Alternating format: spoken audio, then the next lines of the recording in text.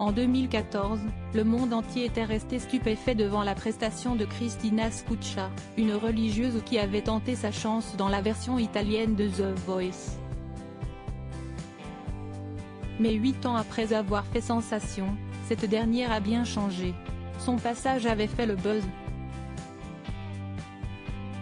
Au-delà des frontières.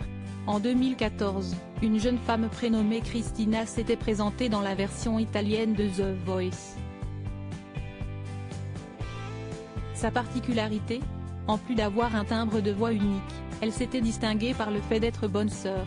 Celle qui se faisait alors appeler sœur Cristina Scuccia avait bluffé les téléspectateurs en interprétant le tube No One d'Alicia Keys, vêtue de sa tenue de religieuse. Quelques semaines plus tard, elle avait remporté le célèbre concours de chant, qui vivait alors ses premières heures à la télévision. Le début de la gloire pour la jeune femme qui, auparavant, était inconnue du grand public.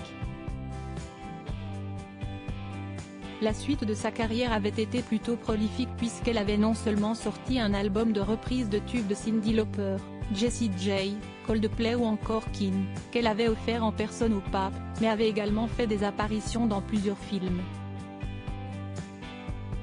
En 2019, elle avait également participé à la 14e saison de la version italienne de Danse avec les stars. Mais si elle fait à nouveau parler d'elle ces derniers jours, si est pour une raison surprenante, elle a quitté les ordres. Cristina Scuccia est désormais serveuse. 8 années se sont écoulées depuis que sœur Cristina Scuccia a été sacrée gagnante de The Voice. C'est le moins que l'on puisse dire, si est que sa vie a bien changé. Aujourd'hui âgée de 34 ans, la jeune femme a quitté les ordres. Si est ce qu'elle a annoncé dans l'émission Verissimo, diffusée sur la chaîne italienne Canale 5, où elle est apparue métamorphosée.